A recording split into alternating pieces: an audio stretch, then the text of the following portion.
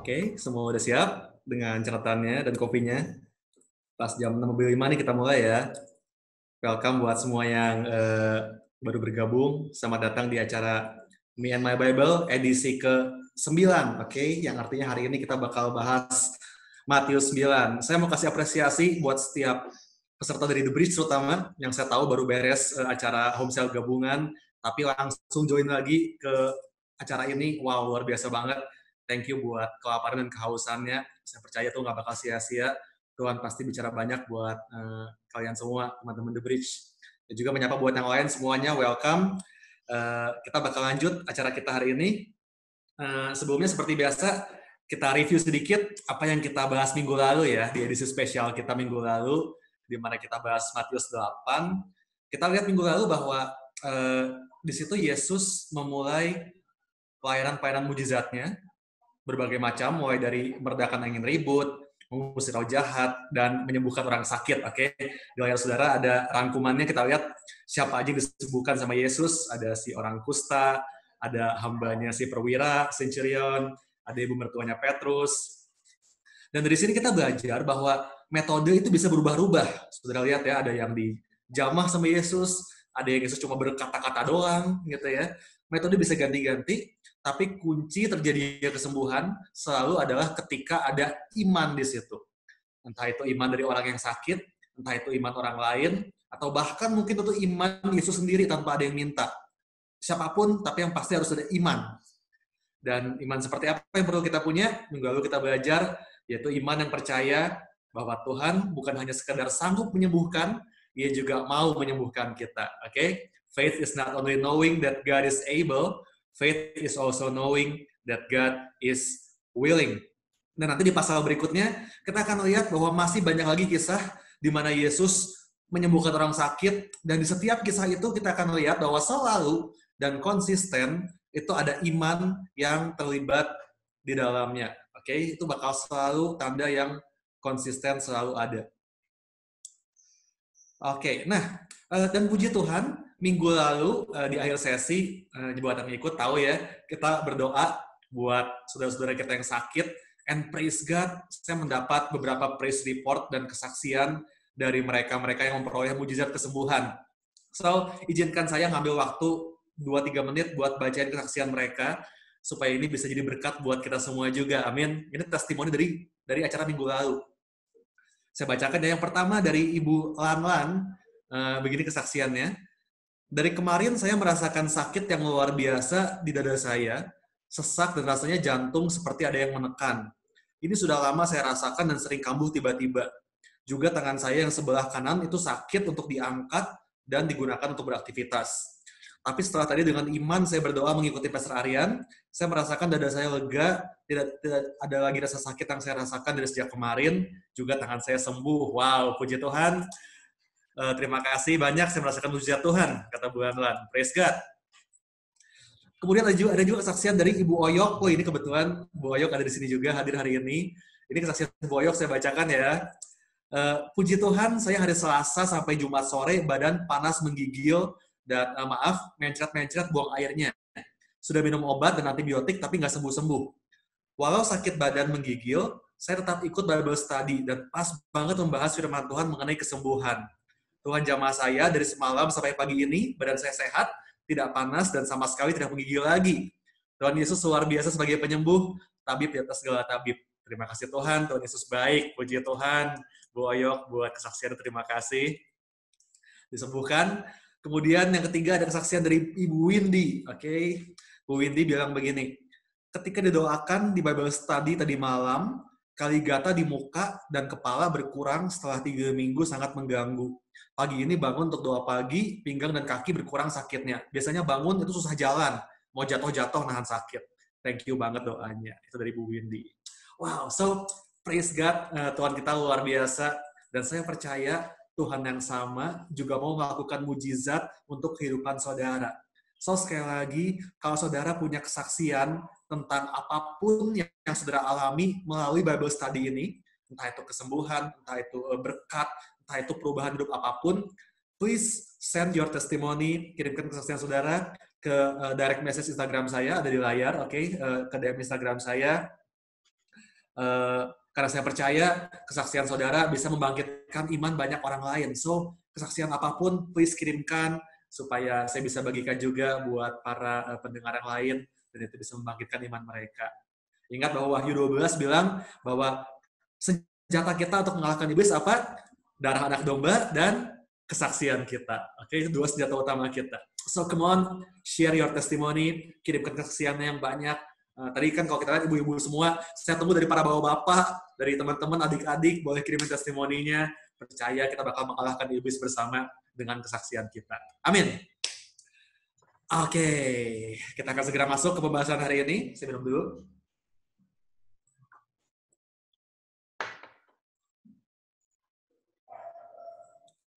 Oke, hari ini kita bakal lanjut ke pembahasan pasal berikutnya, yaitu Matius 9. Oke? Matius 9 ini kembali mencatat beberapa mujizat yang dilakukan oleh Yesus, ditambah beberapa kejadian lain, yang nanti kita bakal sama-sama lihat benang merahnya antara semua kejadian ini. Saya kasih judul pembahasan bab 9 ini, Choose Your Side. Pilihlah keberpihakanmu. Anda mau pihak yang mana? Karena di pasal ini kita bakal lihat bahwa kan Yesus udah bikin mujizat banyak nih, dia makin terkenal ya. Dan ketika dia makin terkenal, dia mulai mendapat oposisi. Sehingga akhirnya terbentuk dua kubu. Ada kubu yang mendukung dan mengikuti Yesus, tapi ada juga kubu yang membenci dan memusuhi Yesus. Terutama golongan orang-orang Farisi dan ahli Taurat di situ ya. Dan ini hal yang wajar, saudara. Ketika hidupmu mediocre, biasa-biasa aja, maka kemungkinan semuanya bakal damai, gak ada masalah, tenang, gak ada yang ganggu. Sebenarnya bukan damai, but nobody cares, gak ada yang peduli sama lu. Okay? Tapi ketika engkau mulai melakukan hal-hal yang besar buat Tuhan, ketahuilah bahwa haters will come. Orang yang nyinyir bakal mulai datang tuh. Itu udah pasti, gak perlu kaget. Bakal ada yang mendukung engkau, tapi bakal ada juga yang membenci engkau. And that's okay, because we cannot please everyone, right? We just need to keep doing what is right. Kita hanya perlu tetap melakukan apa yang kita tahu adalah kebenaran. Oke? So, mari kita lihat apa aja yang dilakukan Yesus di pasal 9 ini. Dan nanti kita lihat bahwa di setiap hal yang dia buat, selalu ada oposisi. Selalu ada orang yang komplain, yang protes, yang melawan. Oke? Kita lihat yang pertama ya. Oke, yang pertama. Di slide-nya ada Matius 9 ini dibuka dengan kisah Yesus menyembuhkan seorang lumpuh. Oke, Jesus heals the paralytic. Kisah ini dicatat dengan lebih detail di Injil Markus dan Lukas. Terus saudara boleh bandingkan untuk referensi, itu saya tulis ayatnya. Ini Matius 9, 1-8, itu paralel dengan Markus 2, 1-12, dan Lukas 5, 17-26. Oke, ini semua adalah kisah yang sama. Ceritanya kita tahu ketika Yesus sedang mengajar di Kapernaum, ruangannya penuh sesak, lalu ada seorang lumpuh yang digotong di atas tempat tidur oleh 4 orang temannya. Nah, karena mereka nggak bisa masuk, ruangannya penuh banget, apa yang mereka buat? Mereka naik ke atap rumah, mereka lepas atapnya, dan mereka turunkan tempat tidur si lumpuh tadi dari atas atap, dikerek ke bawah, tepat di depan Yesus. Nah, terus ayat 2 ya, saya bacakan di ayat 2-nya. Maka dibawa oranglah kepadanya seorang lumpuh yang terbaring di tempat tidurnya. Ketika Yesus melihat iman mereka, berkatalah ia kepada orang lumpuh itu, percayalah, hai anakku, dosamu sudah diampuni. Oke, saya mau bahas 3 faktor yang membuat si lumpuh ini mengalami mujizat. Tiga-tiganya diawali dengan huruf F, supaya gampang ingetnya ya. F yang pertama adalah faith, atau iman. Seperti kita tahu, udah bahas minggu lalu, bahwa iman selalu adalah kunci utama untuk kita mengalami mujizat. Jadi itu bahan bakar yang pertama, faith. Dan yang kedua adalah namanya fellowship. Perhatikan ayat tadi dibilang bahwa Yesus melihat iman mereka. Saya kuningin tuh kata mereka. Jadi yang punya iman bukan cuma si lumpuh doang, tapi teman-temannya itu semua punya iman yang sama. Makanya mereka menolong menggotong si lumpuh ini. Kalau mereka nggak yakin, ngapain capek-capek gotongnya nggak sih? Nah, inilah kenapa yang namanya home cell di gereja kita itu penting banget. Because we need the fellowship. Waktu kita lagi nggak berdaya, waktu kita lagi bermasalah, kita perlu ada orang-orang yang mau menggotong kita dengan iman dan membawa kita kepada Yesus. Ada amin. Oke, jadi ini penting banget kita punya namanya fellowship. Dan yang ketiga, kita perlu yang namanya ferventness. Apa ini ferventness? Fervent itu artinya ngotot, gitu ya. Kita perlu kengototan ini. Dan itu dilakukan oleh si lumpuh dan teman-temannya ini kan. Waktu mereka lihat rumahnya penuh sesak, mereka nggak nyerah dan lalu bilang, waduh, kayaknya susah nih penuh nih. Kayaknya besok lagi aja deh kesininya. Kapan-kapan lah susah nih. Enggak, mereka nggak menyerah. Mereka gotong si lumpuh ke atap. Ini bayangin repotnya, saudara. Effortnya luar biasa. Mereka naikin si lumpuh ke atap, lalu mereka bongkar atapnya, lalu mereka kerek si lumpuh pelan-pelan ke bawah. Ribet banget. But they didn't let anything stop them. That's how bad they want to see Jesus. Nah, mari miliki kengototan seperti ini.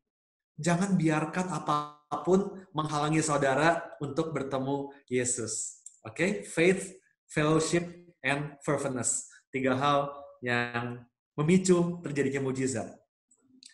So, si lumpuh tiba di depan Yesus, dan Yesus bilang apa? Dosamu sudah diampuni.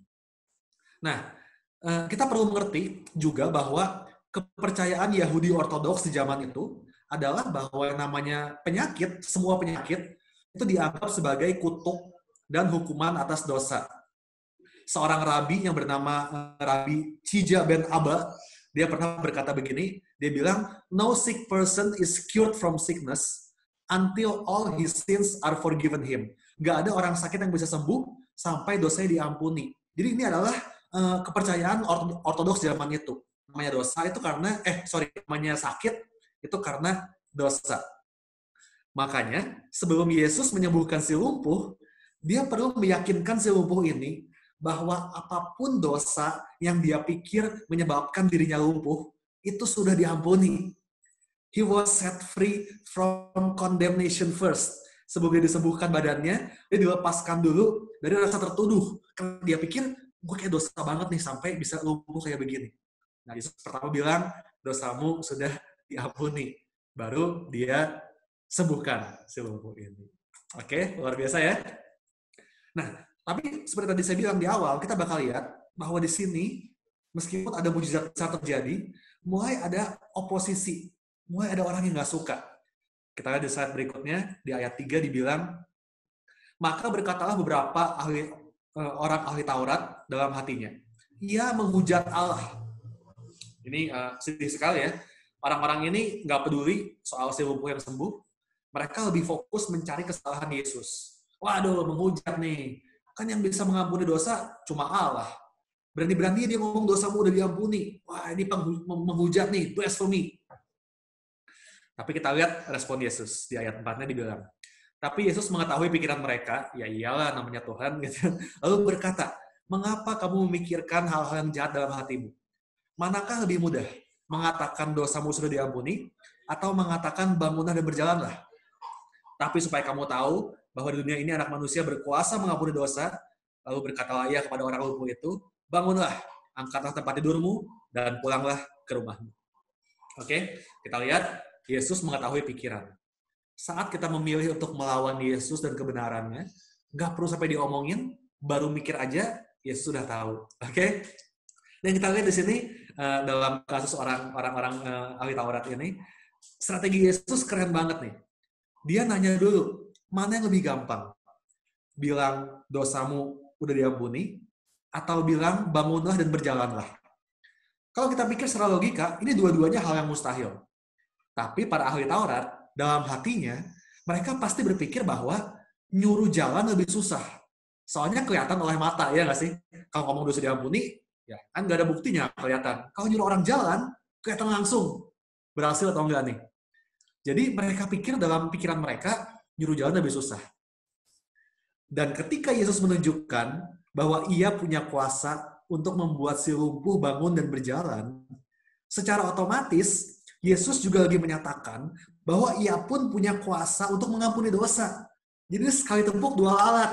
Dengan sebuah demonstrasi, dia nunjukin, nih kuasa gue bisa ngebangkitin si lumpuh, berarti kuasa gue juga bisa mengampuni dosa. Satu kali tepuk, dua alat. Jenius banget solusi Yesus. Sehingga orang Farisi pun, ahli Taurat pun bungkam, nggak bisa jawab lagi. Oke, itu. Tapi kita lihat di kasus ini, ternyata meskipun ini satu hal yang baik yang Yesus buat, menyembuhkan orang sakit, Yang nyinyir ada aja ternyata ya. Nah, sekarang kita lihat kasus berikutnya. Di perikop yang sama ayat berikutnya, kita lihat ini adalah kisah Yesus memanggil Matius. Oke, boleh the next. Perikop berikutnya dari Matius 9 ini mencatat ketika Yesus memanggil Matius, yang tak lain dan tak bukan adalah penulis Injil ini yang kita bahas selama ini, oke? Nah, kisah ini juga dicatat di Markus dan Lukas. Anda bisa catat juga ayatnya di layar. Matius 9 ayat 9 sampai 17, itu di Markus, ada di Markus 2 13 sampai 22, Lukas 5 27 sampai 39. Ini semua kisah yang sama, oke? Mengenai Yesus memanggil Matius menjadi muridnya. Atau dalam kitab Markus dan Lukas disebut namanya tuh Lewi, oke? Jadi Lewi dan Matius ini adalah orang yang sama. Di zaman itu sangat lazim seseorang itu punya dua nama, satu nama Jewish, nama Yahudi, dan satu lagi nama Greek, nama Yunani. Jadi orang ini punya dua nama, yaitu Lewi dan Matius. Oke, ini orang yang sama. Di kitab Markus ditulisnya itu Lewi anak Alfeus, disebutnya gitu ya. Sementara kalau nanti kita baca di Matius 10, ketika Yesus memanggil 12 murid, kita tahu bahwa ada juga satu murid Yesus lain yang disebut sebagai Yakobus anak Alfeus. Ingat? Ini beda dengan Yakobus anak Zebedeus yang merupakan saudara Yohanes. Beda lagi. Ini Yakobus anak Alfeus. Jadi kemungkinan prediksi saya gitu ya dan prediksi para ahli, kemungkinan besar si Matius dan Yakobus anak Alfeus ini adalah kakak beradik. Dan dua-duanya termasuk di dalam 12 murid utama Yesus. I love the fact, saya sangat suka fakta ini, bahwa banyak dari murid-murid Yesus itu bersaudara. Kita tahu bahwa Petrus dan Andreas itu saudaraan, kakak adik, betul? Lalu Yakobus dan Yohanes, anak Zebedeus, mereka juga kakak adik tuh. Dan ternyata sekarang Matius dan Yakobus, mereka juga bersaudara, anak Alfeus.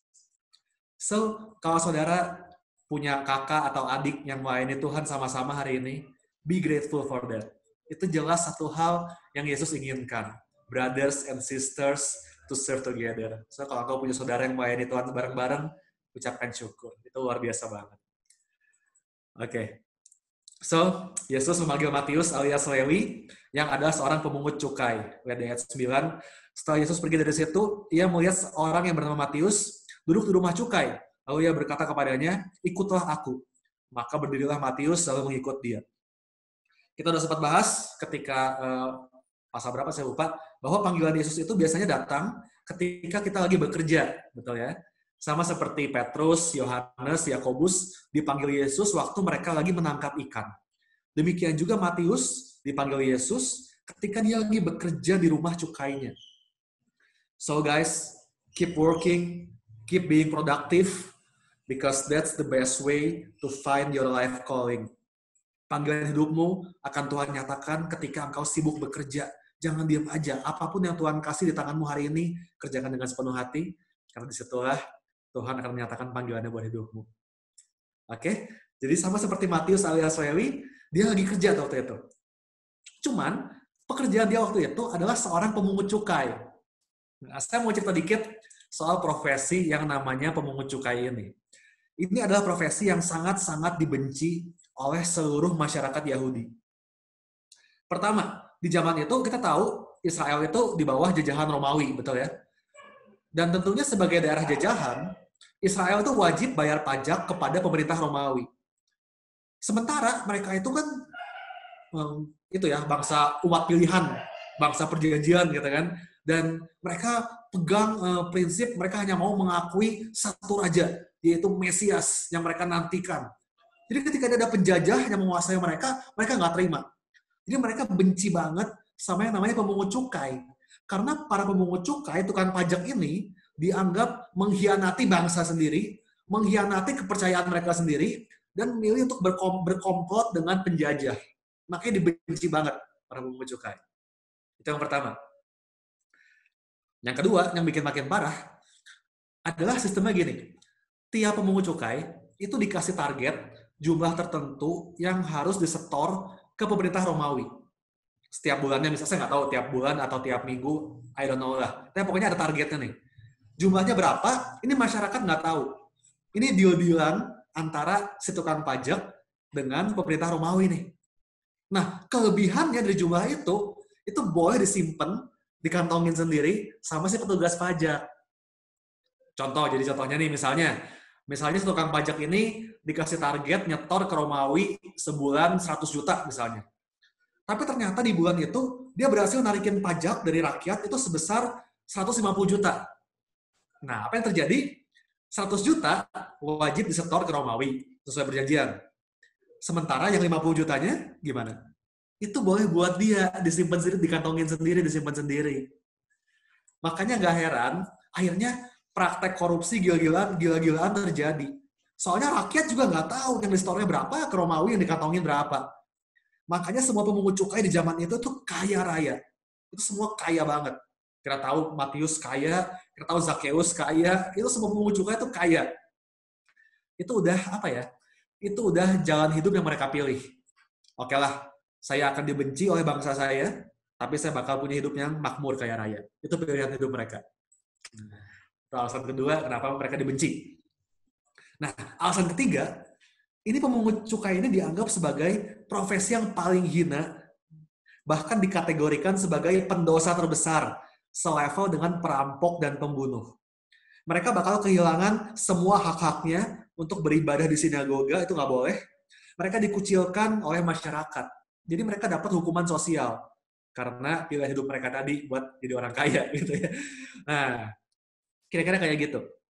Jadi saya renungkan kayaknya lucu banget kejadiannya. Ini berarti para nelayan ya, seperti Petrus, Yohanes, Yakobus, itu kan mereka sama-sama warga Galilea kan. Artinya mereka itu pasti tiap bulan ketemu sama Matius buat nyetor pajak mereka. Dan pasti mereka sebel banget sama Matius, kebayang nggak sih? Jadi bisa bayangkan saudara, betapa awkward-nya gitu ya, betapa canggungnya ketika Matius memutuskan ikut Yesus, lalu sama Yesus dibawa ketemu dengan murid-murid yang lain, teman-teman homesale-nya gitu ya, Petrus, Yohanes, kenalin nih, ada jiwa baru. Dan waktu mereka lihat, ya elah ini kan si Matius, tukang pajak. Ini nih yang tiap bulan makanin duit kita nih. Wah, jangan-jangan pertama ketemu mereka berantem dulu, pukul-pukulan karena dendam mungkin ya. Saya kebayang itu pasti awkward banget. Tapi luar biasa, Yesus memilih orang-orang ini dari tadinya mungkin bermusuhan, tapi semuanya akhirnya bisa bekerja sama dan bisa mengabarkan Injil sama-sama. Luar biasa. Oke. Nah, jadi kita lihat di ayat tadi, ketika Yesus memanggilnya, Matius langsung berdiri, dia meninggalkan semua di belakang dan mengikuti Yesus. Seorang penulis menggambarkan dengan indah banget, ini quote-nya saya tulis buat saudara, Matthew left everything to follow Jesus, except his pen. Matius meninggalkan semuanya, kekayaannya, profesinya buat mengikuti Yesus, kecuali satu hal yang dia bawa, yaitu penanya.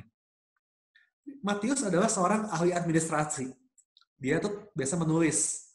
Nah, bawa pen yang biasa dia pakai untuk menulis surat utang, untuk menulis tagihan pajak, gitu ya. Dia bawa pena itu, tapi sekarang dia pakai pena itu untuk menulis Injil. Wow. So, jangan pernah berpikir bahwa Tuhan nggak bisa pakai masa lalumu. Apa yang dulu dipakai iblis untuk kejahatan, Tuhan bisa memakainya untuk kebaikan. Saya pribadi, saya dulu tukang mabok, tukang judi, hidup saya hancur. Tapi hari ini, itu bikin saya pede banget kalau saya harus cerita soal Yesus ke orang yang juga bermasalah soal dugem, soal utang. Karena saya pikir, kalau Tuhan bisa ubahkan saya, maka Tuhan juga bisa ubahkan orang ini pasti. Sama kok, masa lalunya sama persis kayak saya. Amin. Saudara, apa pengalaman burukmu di masa lalu? Mungkin kau pernah bangkrut? Mungkin kau pernah gagal dalam pernikahan, dalam hubungan mungkin? Mungkin kau pernah kehilangan orang yang kau kasihi? Ketahuilah, God wants to turn your mess into a message. Your misery will become your ministry. Pena yang sama yang Matius pakai untuk memungut pajak, akhirnya menjadi pena yang ia pakai untuk menulis Injil. Itulah makna dari kisah Matius ini. So, Tuhan mau pakai engkau, apapun masa lalumu. Amin. Wow. Sekarang kita lihat the opposition. Apa kaum netizen, golongan haters kepada kisah ini. Ayat berikutnya, di Matius 9, ayat 10, kita lihat. Kemudian, ketika Yesus makan di rumah Matius, datanglah banyak pemungut cukai dan orang berdosa makan bersama-sama dengan dia dan murid-muridnya. Pada waktu orang Farisi melihat itu, berkatalah mereka kepada murid Yesus, "Mengapa gurumu makan bersama-sama dengan pemungut cukai dan orang berdosa?"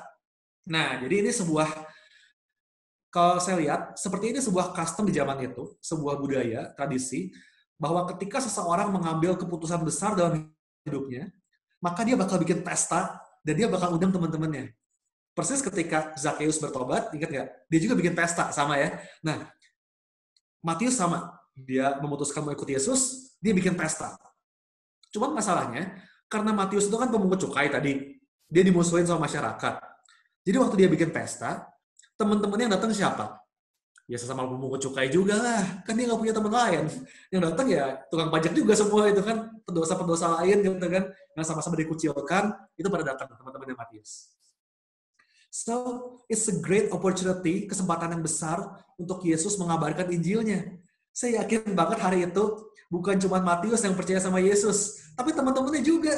Betul?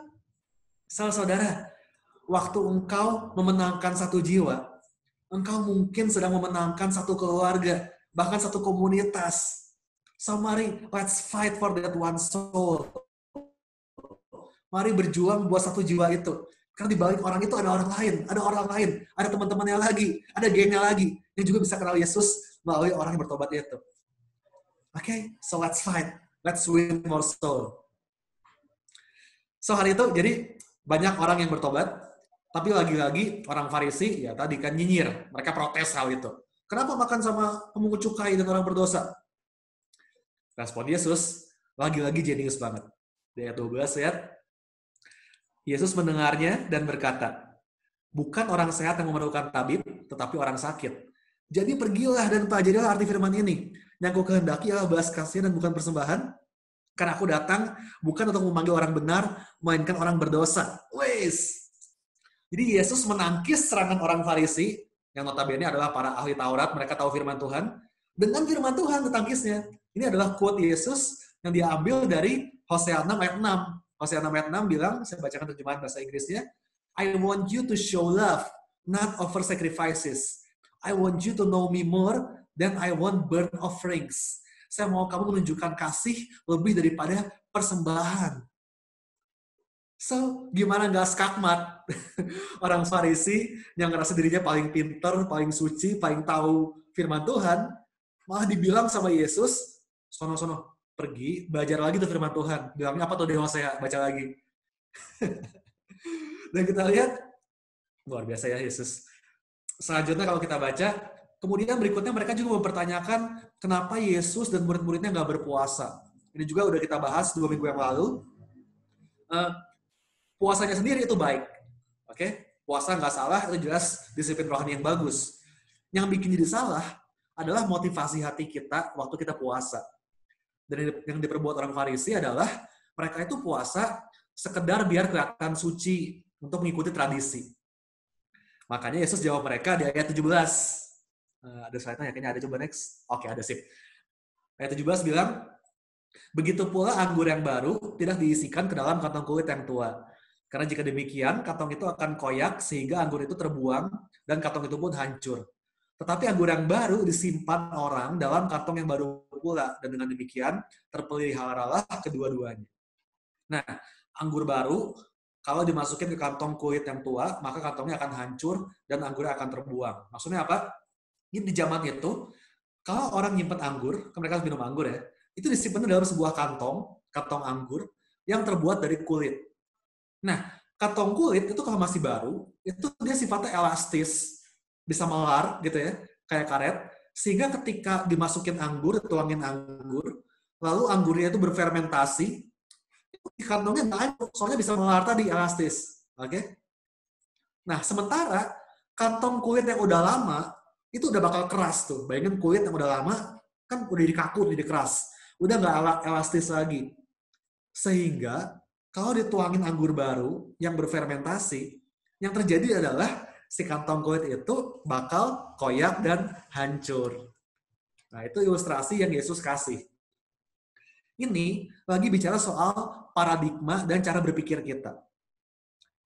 Hukum kasih karunia yang baru, yang diajarkan oleh Yesus, nggak akan bisa masuk ke cara berpikir lama yang dipenuhi oleh tradisi.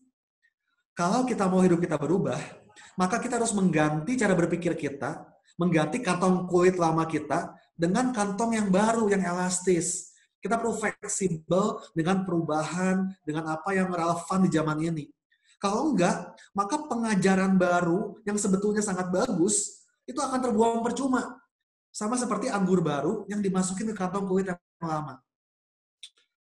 Pastor Com selalu bilang, the message is sacred, but the method is not. Pesannya itu sakral, harus selalu sama. Firman Tuhan tuh nggak boleh berubah. Dulu, sekarang, selamanya, kita nggak boleh kurangi nilai-nilainya. Tapi metodenya, packagingnya, itu nggak sakral. Itu boleh berubah, bahkan harus berubah mengikuti perkembangan zaman supaya relevan dengan generasi ke generasi. Nah, itu makanya kita harus punya kantong anggur yang baru, yang elastis, yang fleksibel, supaya kita nggak kaku ketika ada satu metode yang baru, kita nggak langsung menolak. Dari 50 tahun yang lalu, nggak pernah tuh caranya kayak begitu. Mungkin ini cara yang baru yang bisa memenangkan banyak jiwa. Kenapa nggak kita coba? Oke, jadi Yesus mengcounter dengan perumpamaannya ini untuk melawan tradisi yang terlalu kuat, terlalu kaku dipegang oleh orang-orang Farisi. Itu kisah kedua di Matius 9 ini. Next ya. Kisah ketiga. Ini adalah kisah ketika Jesus raises the dead. Oke, boleh the next. Ini kisah waktu Yesus membangkitkan anak kepala rumah ibadat yang mati. Lagi-lagi, ini pun tercatat di 3 Injil, di Markus dan di Lukas. Itu ada ayatnya di layar, saudara bisa catat.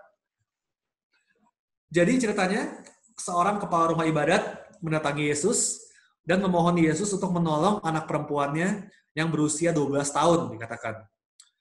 Markus dan Lukas itu menyebut jelas bahwa nama si kepala rumah ibadat ini adalah Yairus. Ingat ya, disebut ya. Nah, di Matius nggak disebut, tapi di Markus sampai di Lukas dibilang namanya Yairus, si kepala rumah ibadat ini. Nah, di Matius dibilang, kata Yairus, ini anaknya ini baru saja mati. Sementara menurut Markus dan Lukas, Yairus bilang anaknya sakit parah dan hampir mati. Nah, nggak tahu yang mana yang lebih tepat, apakah baru saja mati atau hampir mati, tapi itu nggak terlalu penting. Kenapa? Karena yang pasti, waktu Yesus tiba di rumah Yairus, anak perempuan itu sudah mati. Oke, jadi nggak masalah, itu ya udah mati pokoknya. Kita lihat di ayat 18 ya.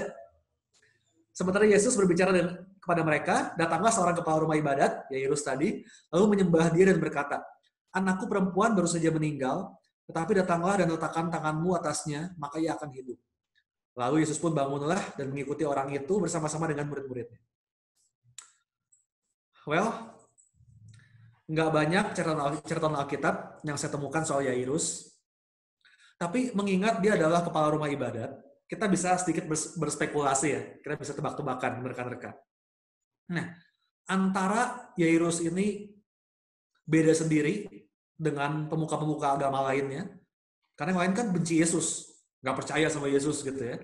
Nah, antara Yairus beda sendiri, kalau dia percaya, atau yang kemungkinan yang kedua, yang lebih mungkin, adalah dia udah desperate banget.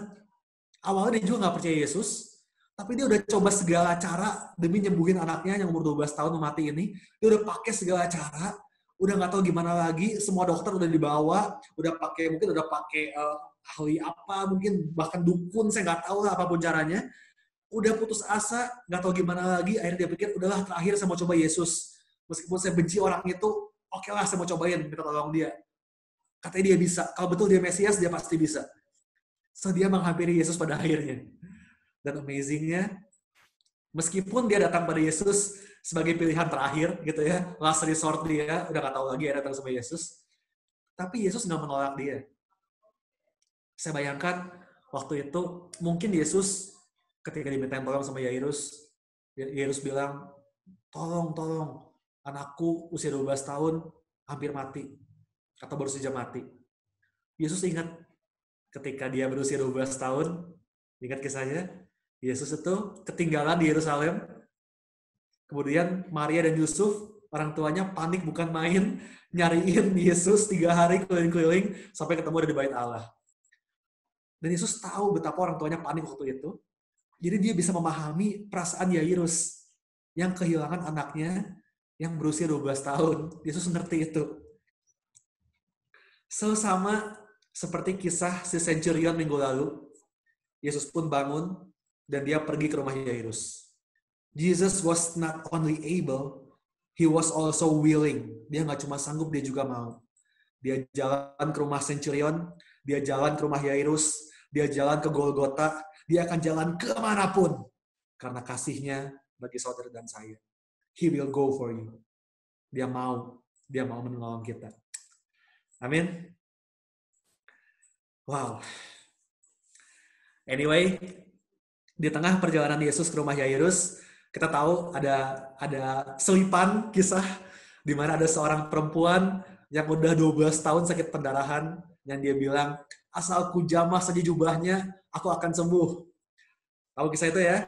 Saya nggak bakal bahas banyak soal kisah ini karena udah sering dibahas. Yang jelas ini sebuah iman yang luar biasa. Karena Karena belum pernah tuh ada sejarahnya Yesus nyembuhin orang hanya dengan jubahnya dipegang.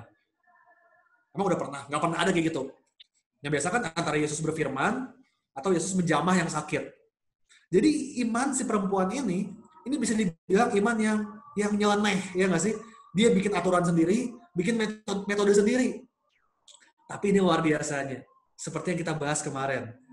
Bahwa metode penyembuhan nggak pernah lebih besar daripada pribadi yang menyembuhkan. Sekali lagi, metode penyembuhan nggak pernah lebih besar daripada pribadi yang menyembuhkan. Metode boleh gimana aja. Karena iman kita bukan pada metode penyembuhannya.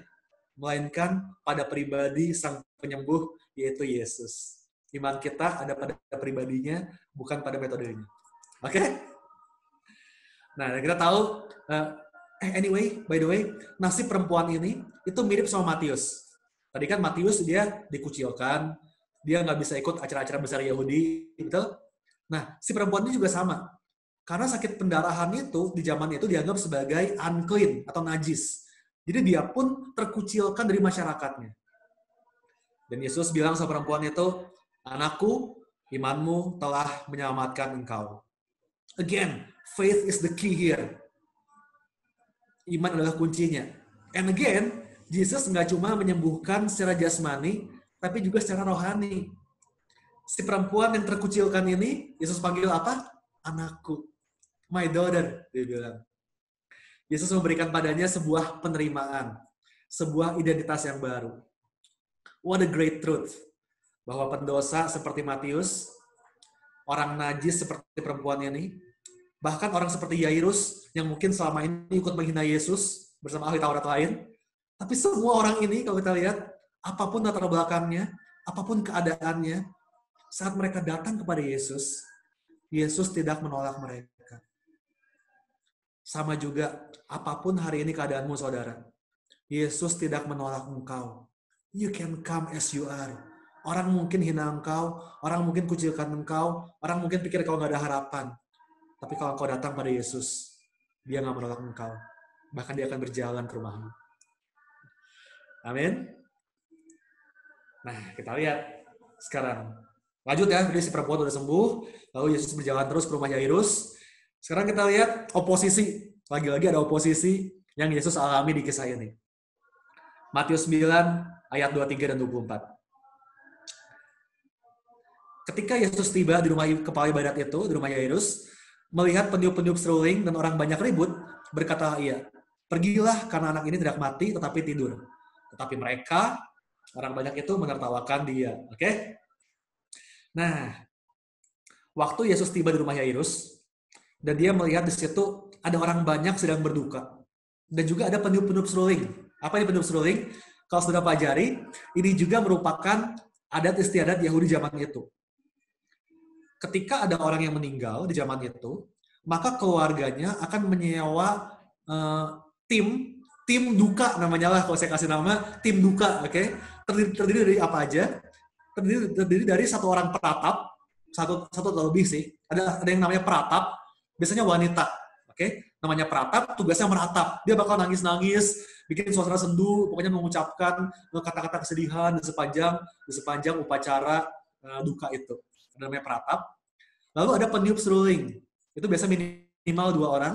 Peniup seruling yang akan memainkan lagu-lagu sendu, lagu-lagu kematian.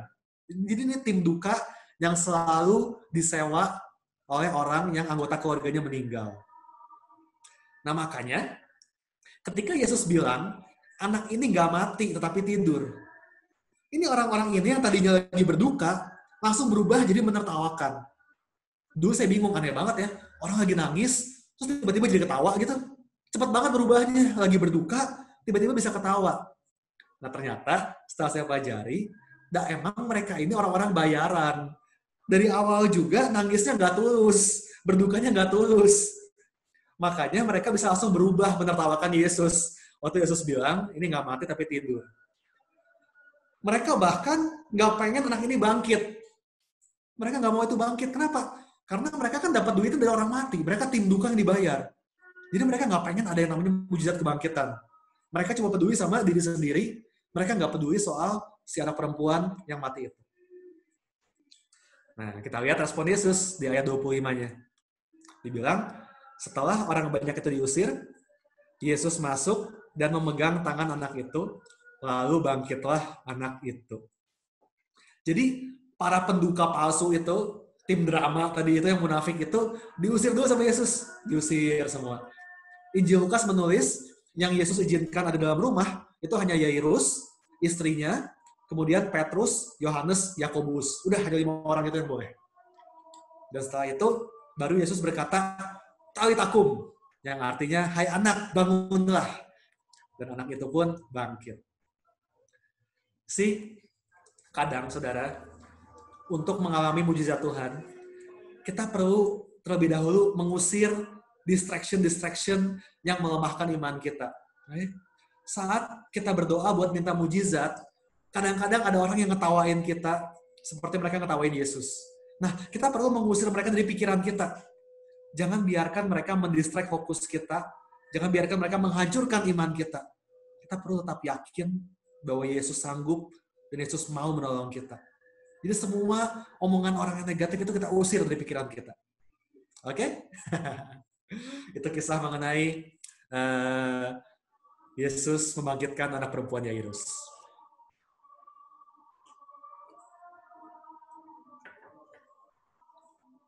Lanjut ya. Next adalah kisah Jesus heals the blind and the mute. Ada 2 kisah kesembuhan di sini yang dilakukan oleh Yesus. Kita lihat di Matius 9 ayat 27, ayat berikutnya dibilang, ketika Yesus meneruskan perjalanannya dari sana, 2 orang buta mengikutinya sambil berseru-seru dan berkata, kasihanilah kami, hai anak Daud. Oke. This is another great display of faith, fellowship, and ferventness. Tadi ya, 3 F tadi kan. Faith, fellowship, ferventness. Saya nggak kebayang, saudara, gimana caranya ini 2 orang buta bisa mengikuti Yesus. Gimana caranya orang buta ngikutin Yesus? Yang ada juga kesandung, kecemplung di got mungkin gitu ya. Gimana ngikutinnya? Ngelihat aja nggak bisa. So, saya yakin banget orang buta ini pasti mengikuti orang lain. Mereka dengar ada orang bilang, itu Yesus. Lalu mereka pegang tangan teman-temannya itu yang nggak buta. Ini melambangkan fellowship, ingat. Dan mereka jalan mengikuti Yesus dengan susah payah, meskipun mungkin kesandung-sandung, mungkin kedorong-dorong sama orang, padahal buta gitu, nggak tahu nih apa ini. Tapi mereka itu punya ferventness. Faith, fellowship, ferventness. Ini pasti susah banget 2 orang buta berusaha mati-matian ngikutin Yesus. Dan luar biasa statement mereka. Mereka berseru, mereka berteriak, kasihanilah kami, hai anak Daud.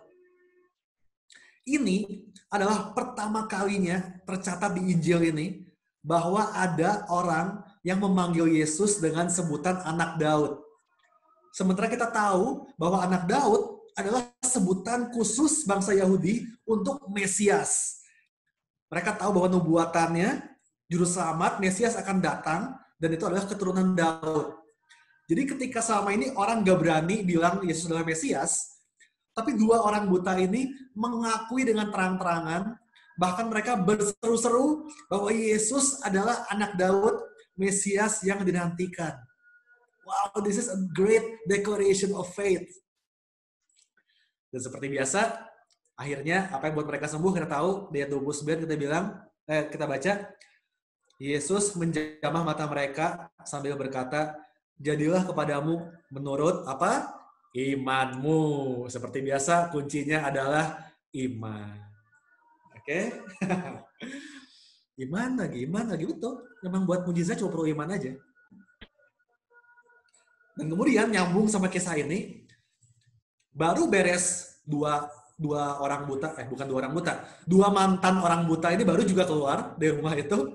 Ini dibawa lagi nih kepada Yesus, seorang bisu yang kerasukan setan. Di ayat berikutnya, ayat 32, dibilang, sedang kedua orang buta itu keluar, dibawalah kepada Yesus seorang bisu yang kerasukan setan. Dan setelah Yesus setan itu diusir, dapatlah orang bisu itu berkata-kata.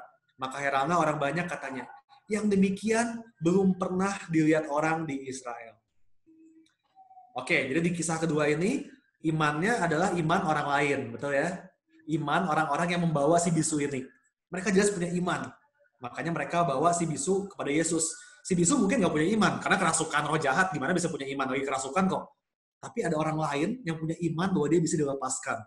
Makanya dibawa kepada Yesus. Ingat, selalu ada iman yang terlibat. Entah iman si sakit, entah iman orang lain, entah iman Yesus, tapi selalu ada iman. Nah, saya mau jelaskan sedikit, kenapa peristiwa ini bikin orang terheran-heran. Kok mereka bilang, yang demikian belum pernah dilihat orang di Israel. Nah, saya mau jelasin nih, ini menarik juga. Nah, di zaman itu, para rabi, itu mereka, rabi-rabi ini, mereka itu punya langkah-langkah baku untuk melakukan yang namanya exorcism, atau pengusiran roh jahat dari dalam seseorang. Jadi udah ada step-stepnya nih, mereka punya guide-nya. Kalau mau pelepasan tuh begini, A, B, C, D stepnya. Nah, salah satu langkah utamanya, yang perlu diikuti step utamanya, itu adalah dengan, dalam tanda kutip, memancing roh jahat tersebut untuk menyebutkan namanya. Jadi mereka pancing, siapa kamu? Siapa nama kamu? Nah, nama ini dipercaya adalah kunci untuk bisa memerintahkan roh jahat itu untuk pergi. Ini adalah metode yang bahkan masih digunakan sampai hari ini. Betul ya? Saya beberapa kali ikut acara pelepasan, di mana ada orang kerasukan, lalu sama yang ngedoainnya suka ditanya, ya nggak sih? Yang kerasukan ditanya, siapa kamu? Atau roh apa kamu?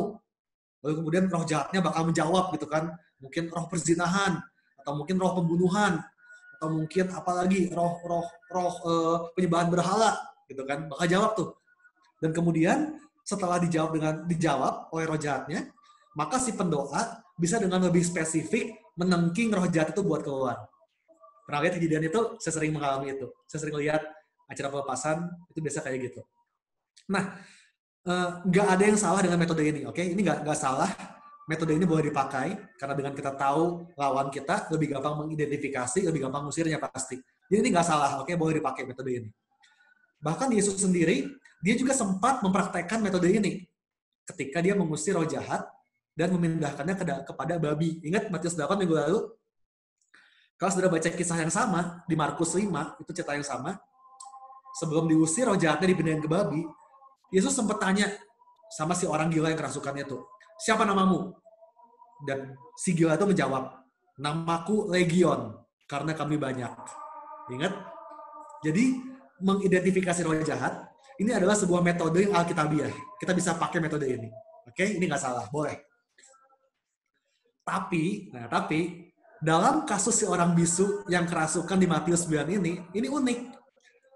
Para rabi zaman itu, karena stepnya tadi kan harus diidentifikasi dulu, tahu dulu rohnya roh apa, makanya para rabi berkesimpulan bahwa orang ini nggak mungkin bisa sembuh nih.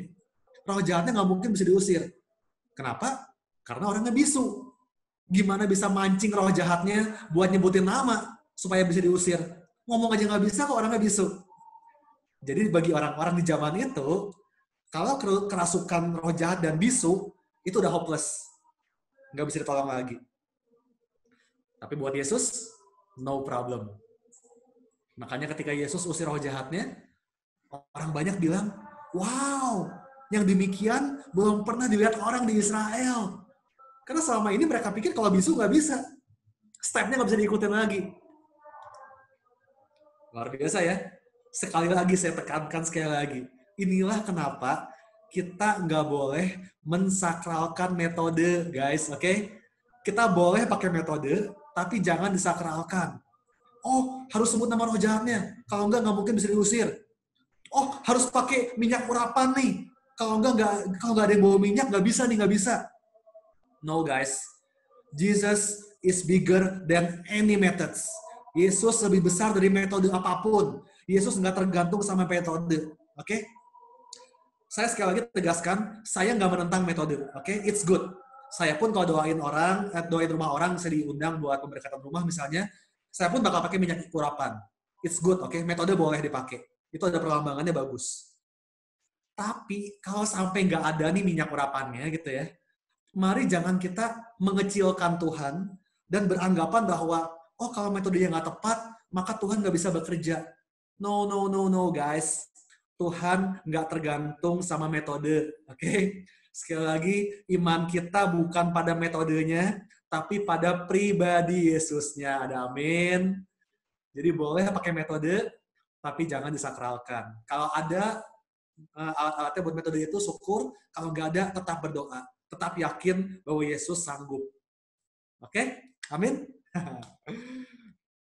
Itu kisah mengenai Yesus menyembuhkan si buta dan si bisu.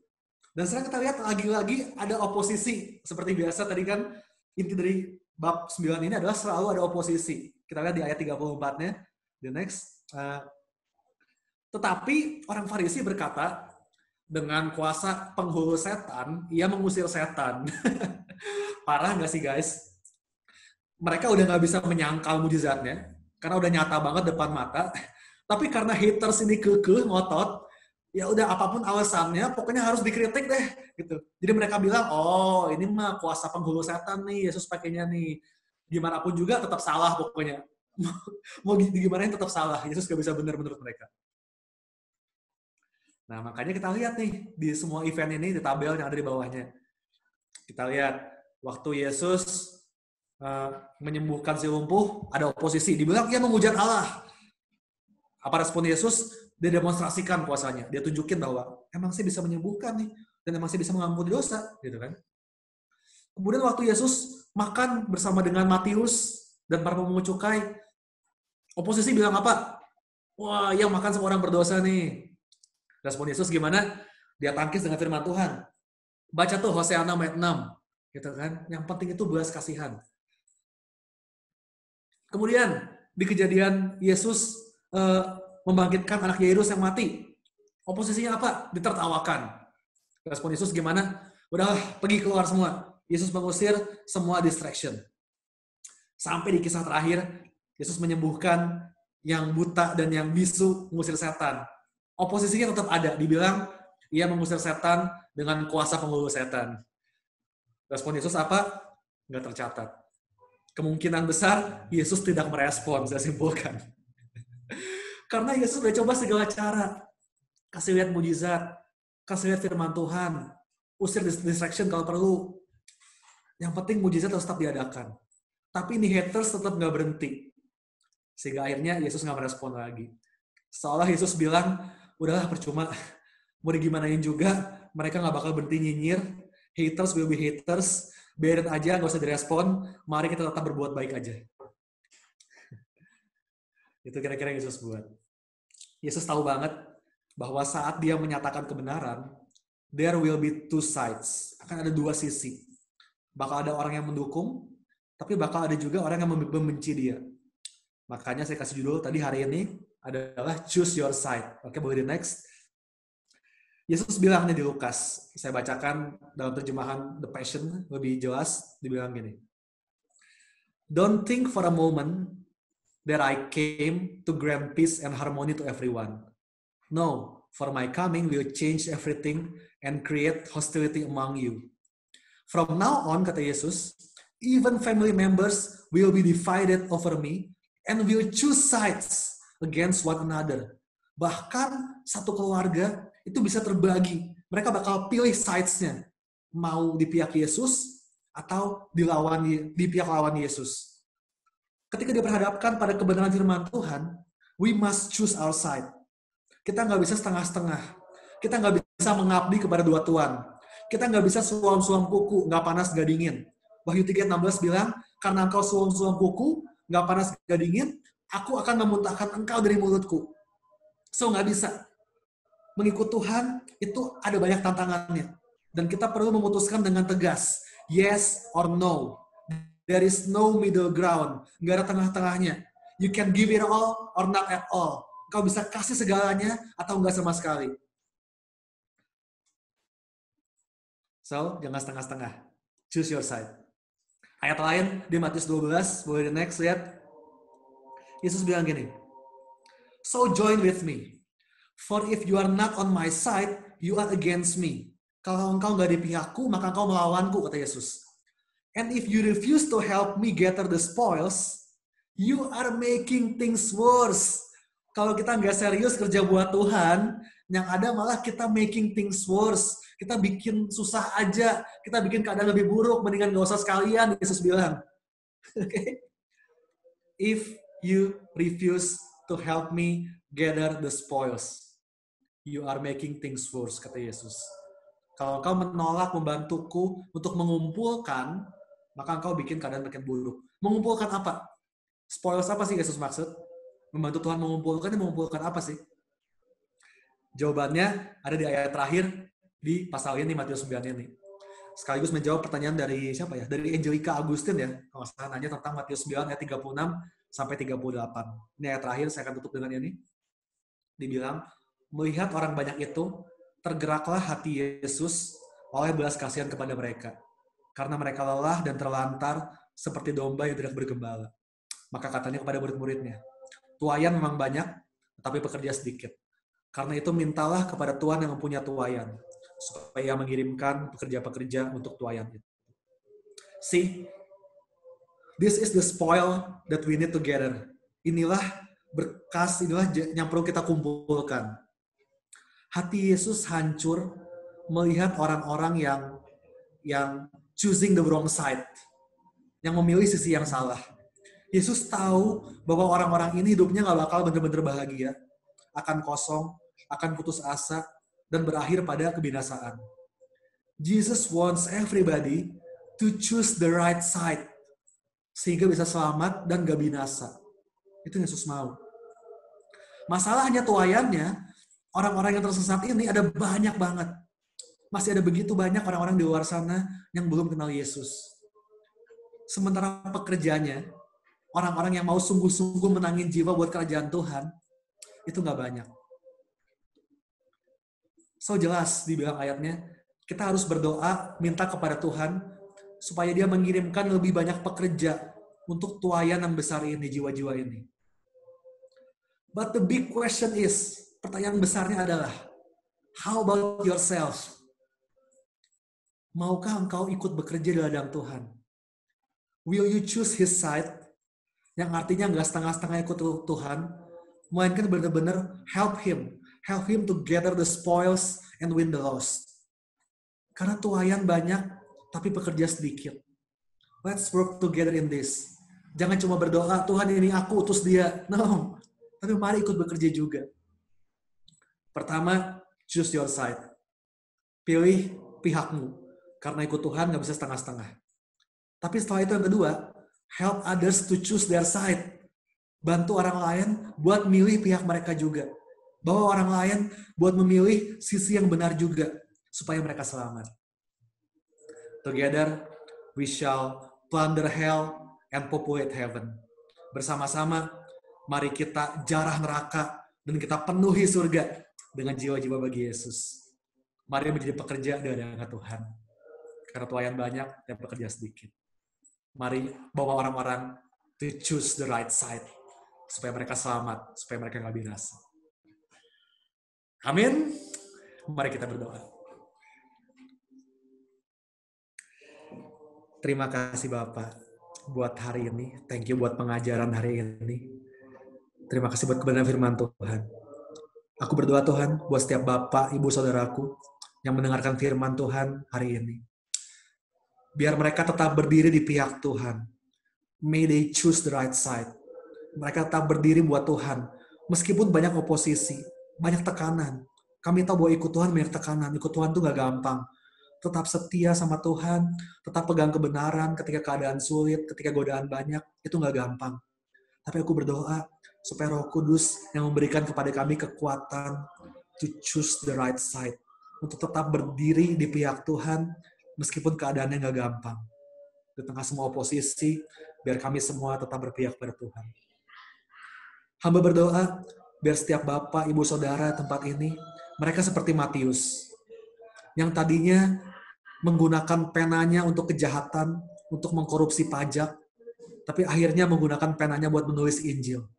Aku berdoa buat setiap saudaraku tempat ini, biar masa lalu mereka, kelemahan mereka, kegagalan mereka, justru menjadi senjata untuk mereka memenangkan jiwa-jiwa buat Tuhan.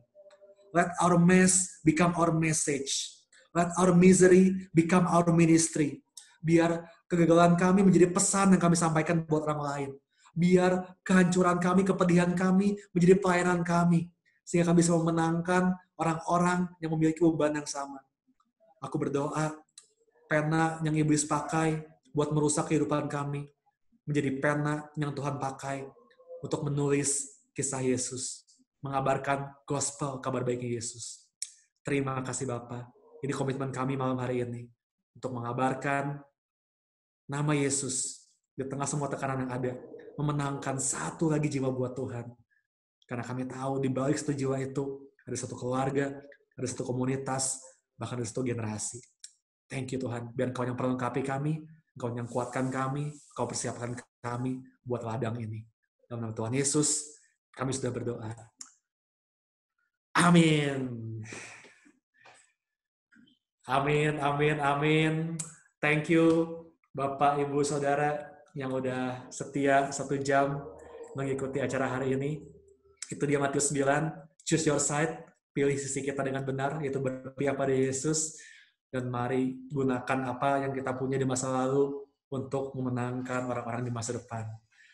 Oke, sekian acara hari ini. Jangan lupa buat selalu mengecek Instagram ICC, juga website icc.church.online, karena semua program kita itu ada di situ. Dan juga Sabtu Minggu pastikan join ibadah raya kita buat Genesis and the Bridge hari Sabtu, dan untuk Profem hari Minggu, semua jadwalnya ada di website, di Instagram, sudah bisa cek.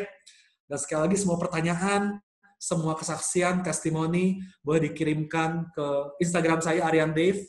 Pertanyaan, pewahyuan, testimoni, feedback, please send it to me, supaya bisa memberkati lebih banyak orang. Oke? Kita bakal ketemu lagi, mungkin 2 minggu lagi, oke? Karena hasil pertimbangan kita bakal buat Me and My Bible ini menjadi 2 minggu sekali. Oke, bakal dibuat selang-seling dengan acara bicara bisnis. Oke, jadi kita bakal ketemu tiap minggu, seminggu bicara bisnis, minggu depannya Me and My Bible, kemudian bicara bisnis lagi, Bible study lagi, dan seterusnya seperti itu. Kenapa? Karena kami melihat respon yang bagus di acara ini, terima kasih buat responnya. Makanya ini adalah salah satu acara yang bakal kita pertahankan, meskipun nanti kita udah nggak lockdown, kita udah ibadah offline, kita udah ibadah di BTC lagi, tapi Me and My Bible bakal kita pertahankan, bakal kita lanjutkan. Makanya kita buat 2 minggu sekali, supaya nanti sampai ke depannya bakal tetap ada, bakal lanjut minimal sampai Matius beres 28 pasal. Oke? Oke guys, sekali lagi terima kasih buat hari ini. Kita ketemu di edisi berikutnya buat bahas Matius 10. Sampai ketemu. Tuhan memberkati. God bless you all.